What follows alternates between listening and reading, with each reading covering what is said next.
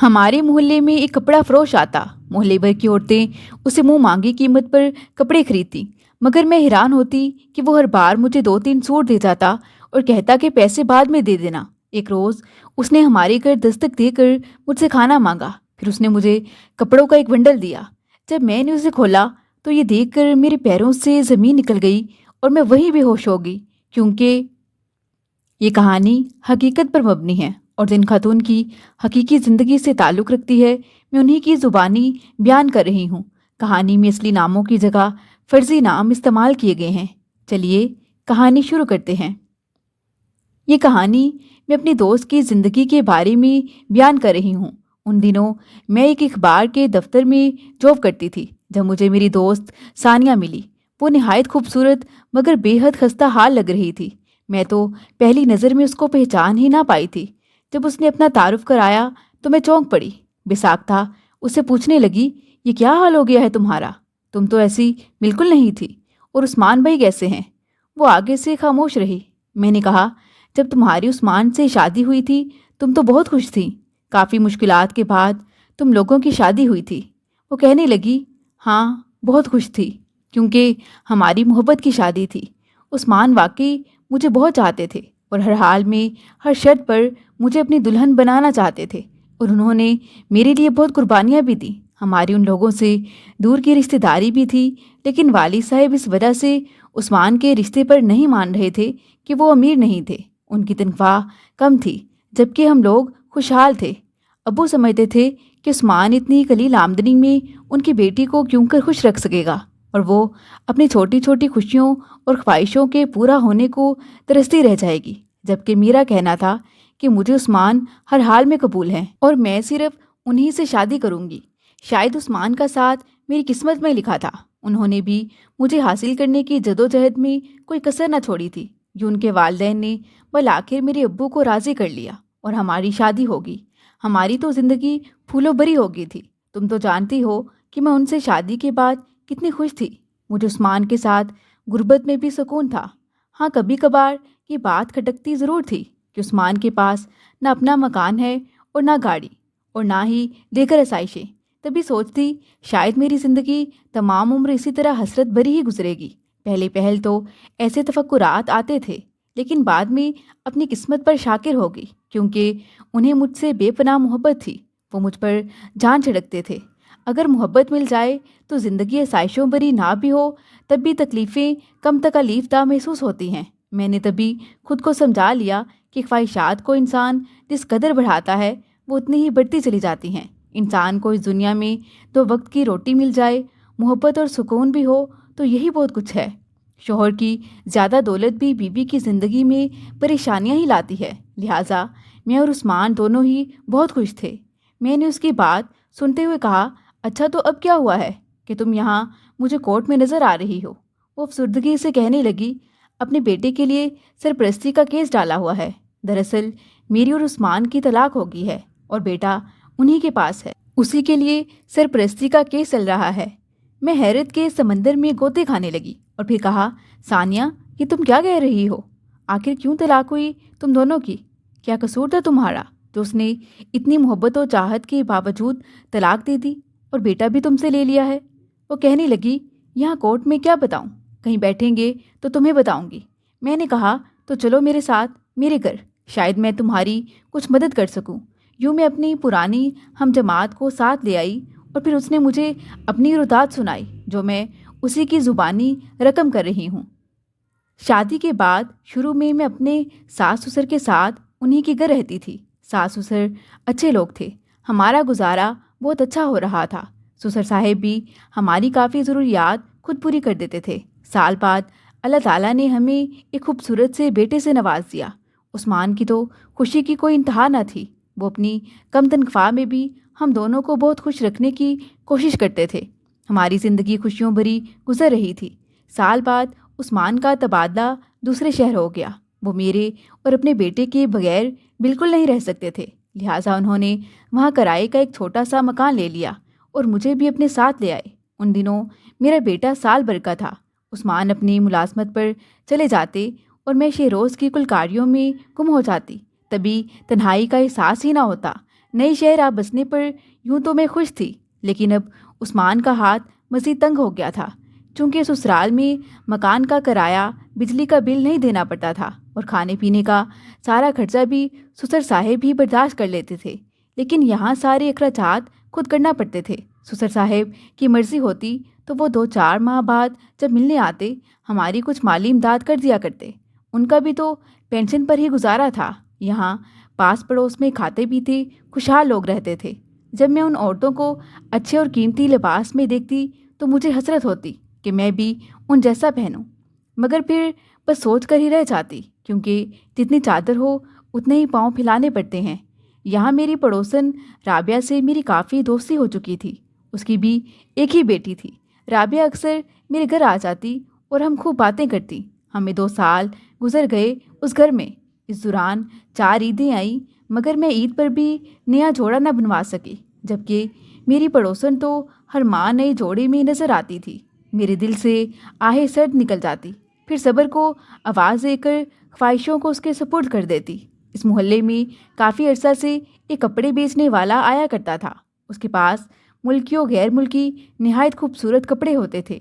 सच था कि वैसे कपड़े तो बड़ी बड़ी दुकानों से भी ना मिलते जैसे वो कपड़े बेचने वाला लाता था।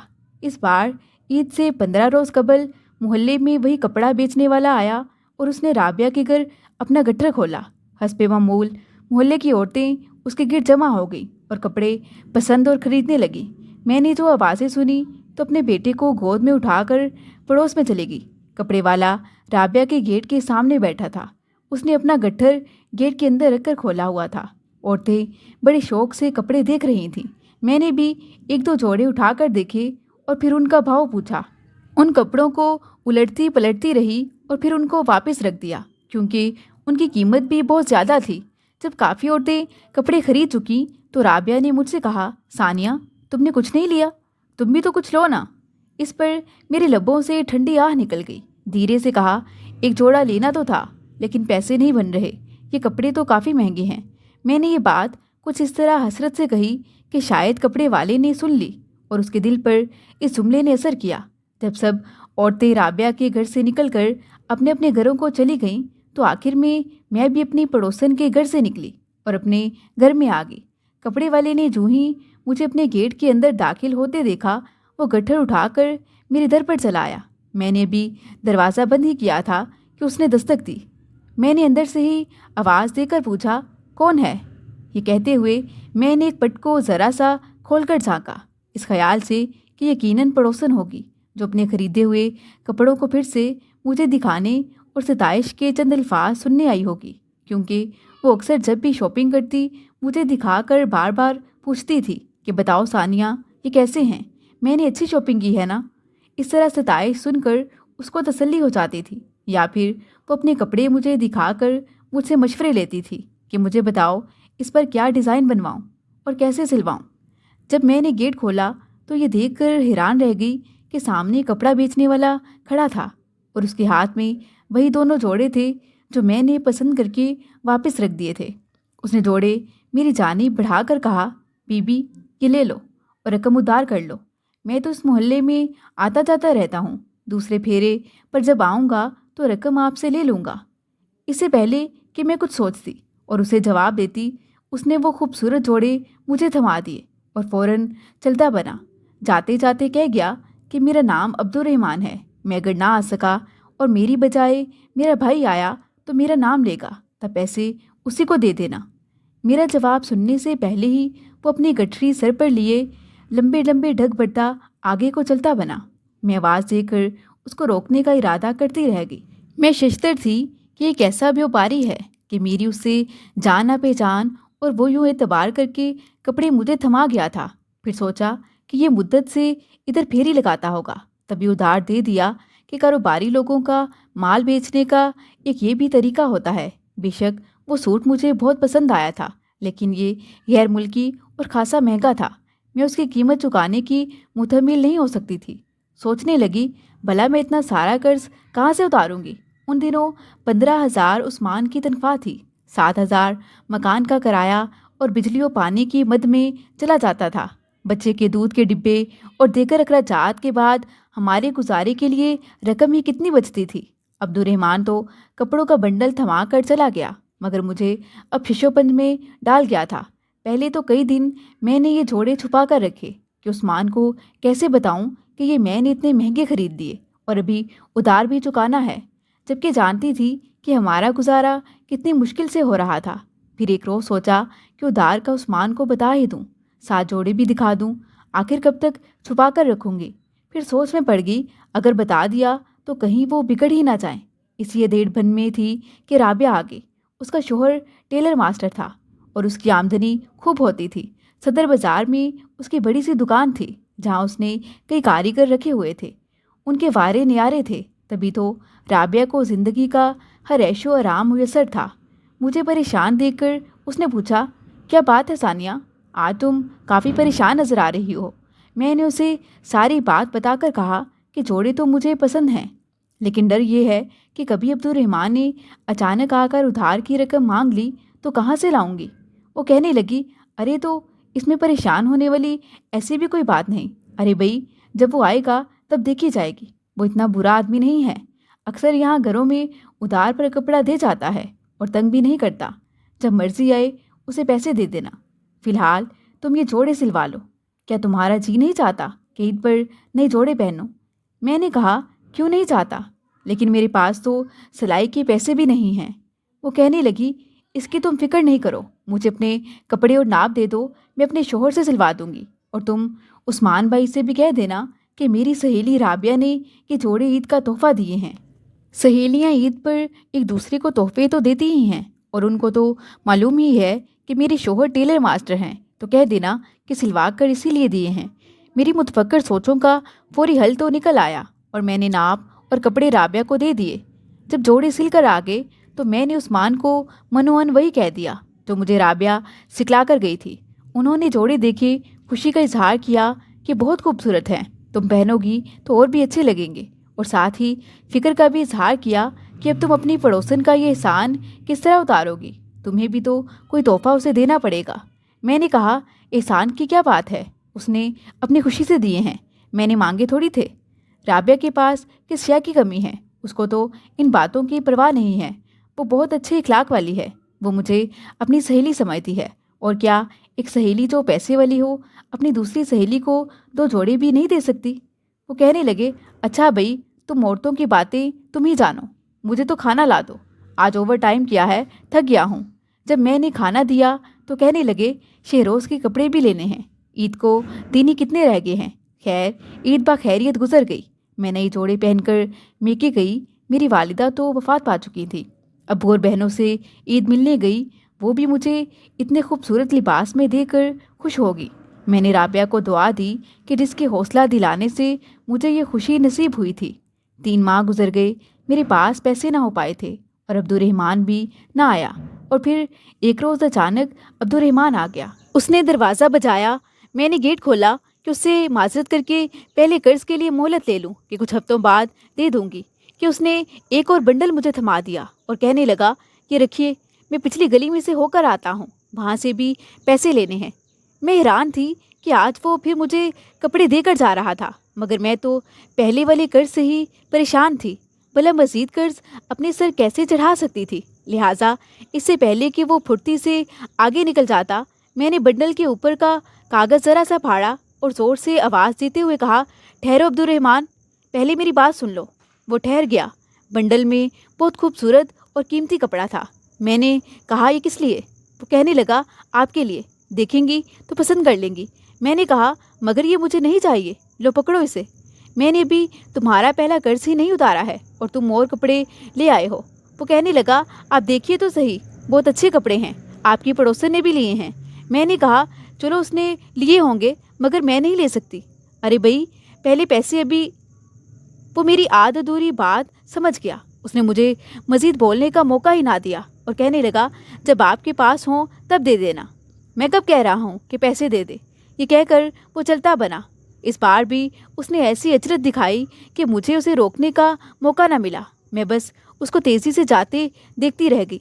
अगर मैं गेट से निकलकर उसके पीछे जाती या बुलंद आवाज से रुकने का कहती तब भी उससे रोक ना पाती। देखते ही देखते वो गली के इख्तिताम पर पहुंचकर मुड़ गया।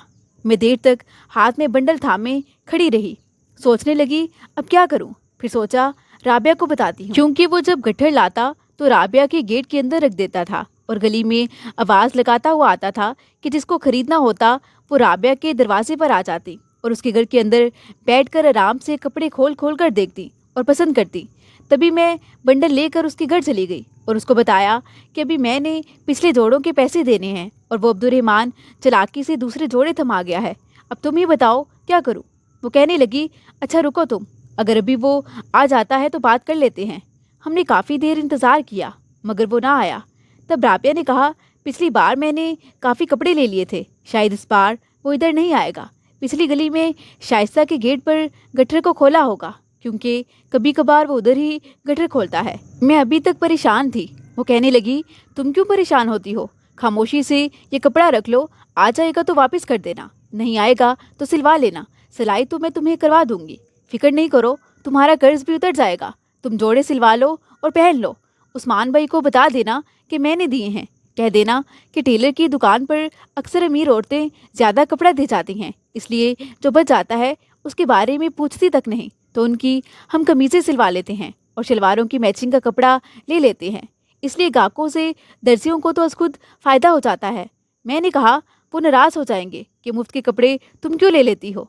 राबिया कहने लगी उनको कहना कि दुनिया ऐसे ही चल रही है, अगर वो खुद तुम्हें नहीं लेकर दे सकते तो क्या तुम्हारा दिल नहीं चाहता? क्या अच्छे कपड़े पहनने का तुम्हारा हक नहीं है? तुमने चोरी तो नहीं की और ना कोई डाका डाला है, बस और कुछ कहने की ज़रूरत नहीं है। हैंग लगे ना फटकरी और रंग भी चोखा आए, ये बात राबिया मुझे सिखा गई। यूँ खूबसूरत और कीमती कपड़े पहनने की ख्वाहिश में मेरी ज़मीर की आवाज़ दब गई। मैंने एक बार फिर शोहर से झूठ बोला कि राबिया ने जोड़े सिलवा दिए और मैंने पहन लिए। अब मैं कि जोड़े पहनकर बड़ी शान से मोहल्ले की औरतों के सामने जाती कि खूबसूरत तो मैं पहले ही थी, यूँ अच्छे कपड़ों में और भी अच्छी लगती। पड़ोसनों पर बर्तरी जितलाती कि मैं भी इस काबिल हूँ कि उन जैसा लिबास पहन सकती हूँ। वो भी अक्सर मेरे कपड़ों की तारीफ़ करती। यूँ मुझे अहमियत और इज़्ज़त मिलने लगी। 2 माह और गुजर गए। इस दौरान मेरे ससुर साहिब बीमार पड़ गए और मैं और उस्मान उनकी इयादत करने गए। हम लोग कोई 3-4 दिन वहीं रहे। जब वापस आई तो राबिया ने बताया कि तुम्हारे पीछे से अब्दुर्रहमान आया था, हमने कुछ और जोड़े खरीदे, उसने तुम्हारा भी पूछा था। मैंने बताया कि तुम ससुराल गई हो। मैंने कहा क्या कर्ज के बारे में कुछ कहा था उसने? राबिया ने कहा बिल्कुल नहीं, ऐसा कोई जिक्र उसने नहीं किया।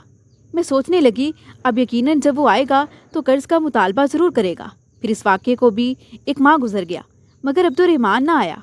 एक रोज़ उस्मान दफ्तर गए हुए थे कि किसी ने सुबह 10 बजे के करीब दरवाजे पर दस्तक दी। मैंने पूछा कौन है? आने वाला चुप रहा मगर चंद लम्हों बाद फिर दस्तक दी। मैंने फिर से पूछा कौन है? मैंने इस बार ज़रा बुलंद आवाज़ से पूछा। बाहर से आवाज़ आई अब्दुर्रहमान। जवाब सुनकर मैंने बगैर दरवाज़ा खोले ही पूछा क्या कर्ज की रकम लेने आए हो? वो कहने लगा नहीं नहीं, आप रकम की फ़िक्र ना करो, जब पैसे हों बता देना, मगर दरवाज़ा तो खोले। वो कहने लगा मुझे प्यास लगी है। मैंने गेट की जरी से देखा, मुझे उसके हाथ नज़र आए जिनमें अलग से एक बंडल था।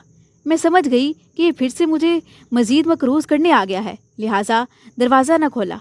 1-2 बार मज़ीद दस्तक देने के बाद उसने बंडल मेरी दीवार के ऊपर से घर के अंदर फेंक दिया, जो सहन में चारपाई पर जा गिरा और खुद वो चलता बना। मैं तो उसकी इस हरकत पर चकरा कर रह गई। जल्दी से आगे बढ़कर गेट खोला, लेकिन वो इतना आगे जा चुका था कि मेरे चीख कर आवाज़ देने से लोग मुतवज्जा हो जाते। बदनामी के डर से, गंग बेबसी से मैं उसे गली पार करते देखती रह गई। अब मेरा दिल धक धक करने लगा था। सोचने लगी कि पहली गलती की जो अपने शोहर से पर्दापोशी की, अब ये उसी का खमियाजा था। अब क्या करूं? मगर देर तक तो साकित खड़ी बंडल को घूरती रही, जैसे उसमें धमाका खेज मवाद हो या सांप बिच्छू बंद हो। फिर मैंने हिम्मत करके बंडल उठा लिया। खोलकर देखा तो इस बार उसमें 2 जोड़े कपड़े और ब्रांडेड गैर मुल्की सेनेट और ज्वेलरी का एक हल्का फुल्का मगर बहुत खूबसूरत सेट लिपटा हुआ था। आंखें फाड़े मैं इन तमाम चीज़ों को तक रही थी, जैसे इस दुनिया से उन चीज़ों का कोई ताल्लुक ही ना हो, बल्कि ये आसमानी तोहफे हों। ظاہر سی بات ہے کہ بیوقوف سے بیوقوف عورت بھی ایسی باتوں کا مطلب سمجھ لیتی ہے۔ یہ نایتیں کوئی غیر شخص کسی عورت پر بلا وجہ نہیں کرتا، ان نوازشوں کا کچھ نہ کچھ مطلب تو ہوتا ہے۔ سوچنے لگی، کیا یہ پھیری والا کپڑا فروش ایک نظر دے کر مجھ پر فریفتہ ہو گیا تھا، یا پھر وہ مجھے غریب آدمی کی بیوی جان کر ترس کھاتا تھا، کیونکہ اس کے علاوہ تو اس نے کبھی مجھ سے نہ زیادہ بات کی تھی اور نہ ہی کوئی تعلق واسطہ تھا میرا اس کے ساتھ۔ اب جی کرتا کہ عثمان کو ساری بات بتا کر دل ہلکا کر لوں اور اس مشکل سے بھی چھٹکارا پا لوں، مگر پھر ڈر جاتی کہ بات سن کر عثمان معافی نہیں دیں گے، بلکہ شاید مجھے ہی غلط سمجھیں اور موڑ دے الزام ٹھہرائیں۔ پھر سوچتی، کیا خبر کتنی سخت سزا دیں، ہو سکتا ہے کہ ہمیشہ کے لیے بدگمانی کے سانپ کو اپنے دل میں پال لیں اور مجھ پر دوبارہ یقین ہی نہ کر پائیں کہ اچھے کپڑے کے لالچ میں اتنے دن کیوں چپ رہی آخر۔ سوچتی، رابعہ ٹھیک کہتی ہے کہ اب تو چپ رہنے میں ہی عافیت ہے۔ اس پھیری والے سے کپڑے میں نے نہیں مانگے تھے، چوری کی اور نہ کوئی ڈاکہ ڈالا ہے، پھر کیوں خود کو مجرم سمجھتی ہوں۔ اسی سوچ کے ساتھ خود کو تسلی دی۔ میں نے وہ کپڑے بکسے میں چھپا کر رکھ دیے کہ کچھ دنوں بعد ہی میری کزن سعدیہ میرے گھر آنے والی تھی۔ سوچا جب آئے گی تو عثمان پر کہ ظاہر کروں گی کہ وہ لائی تھی۔ اب میرا ذہن ایک نئے زاویے سے سوچنے لگا تھا۔ بار بار خیال آتا کہ سینٹ کی شیشی کھول کر دیکھوں تو کیسی خوشبو ہے۔ ایک روز مجھ سے رہا نہ گیا، بنڈل نکالا، سوٹ کو خود سے لگا کر آئینے میں دیکھا، بہت خوبصورت جوڑا تھا۔ پھر سینٹ کی شیشی کی خوشبو سونگھی اور جولری والا سیٹ پہن کر کافی دیر تک اپنا عکس آئینے میں دیکھتی رہی۔ سچ ہے کہ عورت خود پر قابو نہ رکھ سکے تو شیطان اس کا ساتھی بن جاتا ہے۔ یہ شیطان ہی تھا جو اس ممنوعہ چیزوں کی جانب مجھے راغب پڑ رہا تھا۔ چند دن گزرے کہ میرے سسر صاحب پھر سے بیمار پڑ گئے۔ عثمان نے مجھ سے کہا کہ مجھے 3 دن کی چھٹی مل رہی ہے، لہٰذا میں جا کر ابو کو دیکھ آتا ہوں، تم اور شہروز یہیں رہو، ورنہ پھر ایک اور سیٹ کا کرایہ بھرنا پڑے گا۔ رابعہ سے کہنا تمہارا خیال رکھے اور گھر آتی جاتی رہے، ہو سکے تو تمہارے پاس ہی آ کر سو جایا کرے۔ وہ یہ کہہ کر چلے گئے۔ عثمان کو گئے دوسرا دن تھا۔ انہوں نے تیسرے دن صبح سویرے 6 بجے آنا تھا، کیونکہ کوچ کا یہی ٹائم تھا اور وہ یہی بتا کر گئے تھے کہ میں آتے ہی دفتر چلا جاؤں گا، لہٰذا تم میرے کپڑے تیار رکھنا۔ میں شہروز کو سلا کر کھانا کھانے لگی تھی کہ اچانک دروازے پر دستک ہوئی۔ اس بار دستک سن کر مجھے کوئی خوف محسوس نہیں ہوا تھا۔ سوچا اگر عبدالرحمن بھی ہے تو اس کو بنڈل واپس کر کے کہوں گی کہ اب ایسا مت کرنا، قرض کا تقاضا تو وہ کرتا نہیں تھا۔ باجی سعدیہ آئیں گی تو ان سے کچھ رقم قرض لے کر اس آدمی کی دستکوں سے جان چھڑا لوں گی۔ یہ سوچ کر میں نے دروازے کی جھری سے دیکھا۔ میرا اندازہ درست تھا، وہ واقعی عبدالرحمن ہی تھا۔ میں نے دروازہ کھول کر کہا کہ اب پھر کچھ دینے آئے ہو، اپنا وہ بنڈل لے جاؤ جو تم نے اس روز دیوار سے ادھر پھینکا تھا، اور خبردار آئندہ ایسی حرکت نہ کرنا۔ یہ مت سوچو کہ میں تمہارے احسان تلے دب چکی ہوں۔ وہ سوٹ تو میں سلوا کر پہن چکی تھی، مگر جان بوجھ کر کہہ رہی تھی تاکہ وہ مجھے احسان مند نہ سمجھے، کیونکہ میرے پاس اس کا ادھار چکانے کو پیسے نہیں تھے۔ میں نے کہا 5-6 دنوں تک اگر میں تمہارا قرض نہ دے سکی تو اپنی یہ بالیاں دے دوں گی۔ میں نے کانوں میں بڑی سونے کی بالیوں کی طرف اشارہ کیا۔ وہ کہنے لگا، بی بی نہیں، میں کچھ دینے نہیں آیا اور نہ ہی قرض کا تقاضا کرنے آیا ہوں، آپ پریشان مت ہوں، بس ذرا دیر کے لیے میرا یہ گٹھر رکھ لو، مجھے نزدیک ہی کچھ کام ہے، میں اتنا بوجھ لادے نہیں پھر سکتا، بہت دور سے سفر کر کے گلیاں گلیاں گھومتے آیا ہوں۔ آپ کی پڑوسن کے گھر بھی تالا پڑا ہوا ہے، ورنہ وہاں رکھوا دیتا، میں بس گھنٹے بعد آ کر اس کو لے جاؤں گا۔ میں نے ایک لمحے کو اس کے چہرے پر نظر ڈالی، وہ واقعی گرمی سے بے حال اور پسینے میں شرابور تھا، دھوپ کی شدت سے چہرہ تمتمایا ہوا تھا۔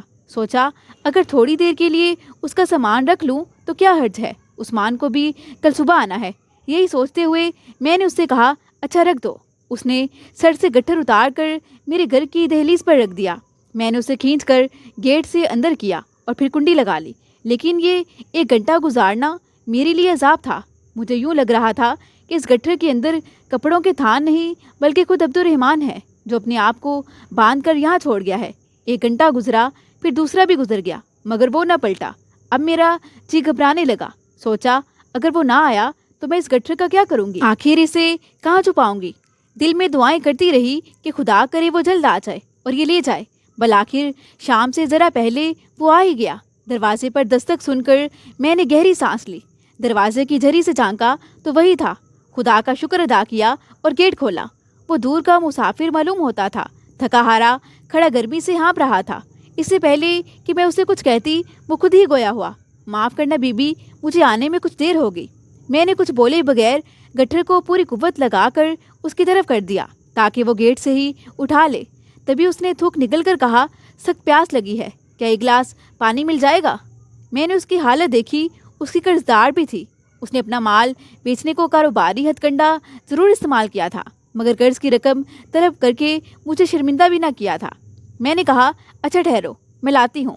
ये कहकर मैं बरामदे में गई जहाँ कूलर रखा हुआ था। साथ ही मुझे मेज़ पर रखी शरबत की बोतल भी नज़र आ गई। गिलास में पानी बढ़ते हुए ख्याल आया कि अगर इसमें थोड़ा सा शरबत डाल दूँ तो क्या हर्ज है। एक शख्स दोपहर में सफ़र करता आया है और प्यासा है।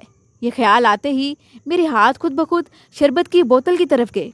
मैंने गिलास में थोड़ा सा शरबत डाला और जब मैं गिलास लेकर गेट तक आई तो देखा कि वो गेट से थोड़ा अंदर आ चुका है और अपने गट्ठर पर बैठा हुआ है। तभी मैं झिझकी, फिर भी गिलास उसे थमा दिया ताकि जल्दी से शरबत पी कर चला जाए। उसने गटागट शरबत पी लिया जैसे बहुत प्यासा हो। मेरे दिल में ख्याल आया, क्या ही अच्छा होता कि जग में बना लेती, इस तरह मैं ज़्यादा गरीब तो ना हो जाती। साफ लग रहा था कि अभी उसकी प्यास बाकी थी, मगर वो मुझसे मज़ीद मांगना ना चाहता था। मुझे अफसोस तो हुआ, मगर अफसोस को झटक दिया और कहा, अब्दुर्रहमान, तुम क्यों मुझे उधार पर कपड़े देकर परेशान करते हो, जबकि मैंने कहा भी है कि मैं कर्ज पर खरीदारी नहीं करती और तुम ज़बरदस्ती मुझे कर्जदार बनाते जा रहे हो। तुम अपना बंडल ले जाओ और अब आइंदा ऐसा मत करना। वो कहने लगा, ठीक है बीबी, अगर आप मेरा एहसान उतारना चाहती हैं तो मुझे खाना खिला दें, मुझे सख्त भूख लगी है। उसने निहायत आर्जी से कहा। लम्हा भर को मैं सोचती रह गई कि क्या करूं, खाना देने से इनकार कर दूं। फिर सोचा, घर में सालन तो मौजूद था और 2 रोटियां भी मैंने थोड़ी ही देर पहले अपने लिए बनाई थी, मगर अभी खाई ना थी। मैं जल्दी से किचन में पहुंची, प्लेट में सालन और चंगेरी में रोटियां रख कर ले आई। फिर उसको देकर बोली, लो जल्दी से खा लो ताकि मैं गेट बंद कर दूं। वो कहने लगा, बीबी, मैं कोई बदमाश नहीं हूँ, तुम बेशक गेट बंद कर लो। ये कहकर वो गट्ठर पर से उठकर चारपाई पर जाकर बैठ गया और खाना खाने लगा। मैं उसकी जुर्रत पर हैरान रह गई। मैं खुद बरामदे में जाकर खड़ी हो गई और वो सेहन में बैठा खाना खा रहा था। खाते हुए उसने एक नज़र मुझ पर डाली और मेरे दिल के अंदेशे को बाम कर कहने लगा, देखो, आप मुझसे डरो मत और ना ही मुझे गलत समझिएगा। यूँ गेट पर बैठकर खाना खाना बेइज्जती वाली बात थी और इस तरह मैं गट्ठर पर रखकर खाना नहीं खा सकता था। इस वजह से यहाँ आकर बैठ गया हूँ। मैंने कहा, अच्छा ठीक है, जल्दी से खा लो, कोई आ जाएगा और यूँ तुम्हें मेरे सेहन में बैठा देख लेगा तो क्या सोचेगा, मेरी तो बदनामी हो जाएगी। उसने मेरी बात का कोई जवाब न दिया और खाना खाता रहा, मगर मैं बेहद मुस्तरिब सी हालत में खड़ी थी। चाहती थी कि वो जल्द अज जल्द खाना ख़त्म कर ले और चला जाए। तभी मेरी नज़रें मुसलसल गेट पर मस्कूर थीं, जिसको मैंने दांस्ता बंद न किया था कि गैर मर्द मेरे सेहन में मौजूद था। गेट मैंने बदस्तूर खुला रखा हुआ था। जब वो खाना खा चुका तो हाथ धोने को मुझसे पानी मांगा। मैंने जग में उसको पानी दिया। शायद वो मेरी बेचैनी को उतार चुका था। कहने लगा, जग से यूँ हाथ धोना मुश्किल है। अच्छा बीबी, मेरे हाथों पर मेहमान समझकर पानी डाल दो, मैं हाथ धो के चलता हूँ। मैंने जग पकड़कर उसके हाथों पर पानी डालना शुरू किया ताकि वो जल्दी से जाए। वो कहने लगा, माफ़ करना बीबी, मैं फ़कीर नहीं हूँ, इसलिए गेट पर बैठकर खाना नहीं खाया। आपने खाना दिया, उसके लिए बहुत बहुत शुक्रिया। आप मुझे मेहमान समझकर माफ़ कर देना। वो ये बात कह रहा था और मैं उसके हाथों पर पानी डाल रही थी, मगर मेरा ध्यान मुसलसल गेट की जानिब था कि तभी अचानक मैंने गेट से उस्मान को घर के अंदर आते देखा और उसे यूं अपने सामने देखकर मैं सटपटा कर रह गई, जैसे किसी ने मेरी रूह को जिस्म से खींच लिया हो। अपनी अकल पर मातम करने लगी कि खुद ही हमाकतों से आज फंस गई। उस अजनबी का एहसान दामने गिर हुआ था जो मैं उसे खाना खिलाने पर मजबूर हो गई थी। मुझे एक अजनबी के हाथ धुलाते देखकर उस्मान की आंखों में खून उतर आया था। वो चिल्लाने लगा कि आखिर ये कौन है। कपड़ों के गट्ठर को देखकर उसे अंदाज़ा हो चुका था, ये कोई कपड़ा फरोख्त करने वाला है। उसने गट्ठर को लात मारकर गेट से बाहर कर दिया और फिर अब्दुर्रहमान की जानिब लपका। उस्मान को यूं गज़बनाक देखकर अब्दुर्रहमान ने जल्दी से घर से बाहर निकल जाने में ही आफिया जाने। मुझे यूं लग रहा था जैसे मेरा खून खुश्क हो चुका था। जहाँ खड़ी थी वही जमकर रह गई थी, जैसे सांस लेना भूल चुकी थी। और अब मेरे कदम 100 मन के हो चुके थे। उस्मान मेरे करीब आकर गुस्से से चिल्लाकर पूछने लगे कि कौन लगता है तुम्हारा ये कपड़े वाला? उसे तुमने घर के अंदर क्यों बुलाया? और आखिर क्यों तुम उसके हाथ धुला रही थी? क्या मेरी गैर मौजूदगी में तुम उसको बुला लेती हो? तभी कहूँ कि सहेलियाँ कैसे इतनी मेहरबान हो गई कि कीमती जोड़े सिलवा कर तुम्हें तोहफे देती हैं। मेरे पाँव जैसे ज़मीन में गड़े थे। मैं तो खुद नहीं जानती थी कि वो कौन था और कहाँ से आता था और क्यों मैंने ऐसा किया। शायद लालच की वजह से। अब उस्मान की आंखों में आंसू थे। वो कहने लगे, मैं तो समझता था कि औरत काबिल एहतराम होती है, बीवी और शोहर का एक मुकद्दस रिश्ता होता है। क्या खबर थी कि तू अपनी ख्वाहिशात की खातिर एक कपड़े बेचने वाले से यारी लगा लेगी। तू तो मेरे घर की मालकिन थी, मेरे दिल की भी मलिका थी, मेरे बच्चे की माँ थी। ये बाजारी औरत जैसी क्यों कर हो गई? हाँ मगर ठीक, ये बात भी कि जेवर कपड़े तो औरत की कमज़ोरी होते हैं। मैं तुम्हें ना दे सका तो तुमने गलत तरीके से लेने शुरू कर दिए, है ना यही बात? मैंने उस्मान की आंखों में ज़िंदगी में पहली बार आंसू देखे थे। ये कहकर सानिया ज़ारों कतार रोने लगी। मुझे कहने लगी, ये सच है कि जो औरत अपनी अकल से काम नहीं लेती तो उसकी दुनिया फिर उजड़ जाती है, चाहे शोहर कितना ही मोहब्बत करने वाला क्यों ना हो। औरत को फिर ये खमियाजा तलाक की सूरत में भुगतना पड़ता है। मैंने सानिया से पूछा कि तुमने अपनी सफाई में कुछ भी ना कहा, कि तुमने उसे नहीं बताया कि तुमसे गलती हो गई थी? वो कहने लगी, बहुत सफाइयाँ दी मगर उन्होंने मेरी किसी बात का कोई यकीन ना किया। मर्द के दिल में एक बार बाल आ जाए तो नहीं जाता, और ये गलती भी तो अपनी कमअक्ली के बायस मुझसे ही हुई थी। सबसे बड़ी गलती तो मुझसे ये हो गई कि मैंने उनसे वो उधार कपड़ों वाली बात छुपाई थी। मुझे ऐसा नहीं करना चाहिए था। अगर मैं वक्त पर उन्हें सब बता देती तो नौबत यहाँ तक ना आती। अब उन्हें यही लगता है कि मैं वो तोहफे अब्दुर्रहमान से ही वसूल करती थी और उनकी गैर मौजूदगी में उसे घर तक बुलाती थी। उस्मान अब मेरी किसी बात पर यकीन करने को तैयार नहीं थे। उन्होंने बेटा भी मुझसे ले लिया कि वो भी अपने बेटे के बगैर नहीं रह सकते थे। बेटे की सरपरस्ती के केस में ही मैं आज कोर्ट आई हूँ। सानिया की बातें सुनकर मुझे बहुत दुख हुआ। मैंने उसे तसल्ली दी और चुप करवाया।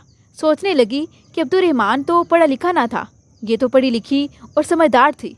न जाने फिर इसने दूर अंदेशी से काम क्यों ना लिया, या शायद उसके नसीब में ही ये सब लिखा था। अल्लाह ताला से दुआ है कि वो सब बहनों बेटियों के नसीब अच्छे करे और उन्हें इतनी समझ बूझ ज़रूर दे कि वो सानिया जैसी गलती कभी ना करें। मज़ीद दिलचस्प सच्ची कहानियों के लिए चैनल को सब्सक्राइब करें।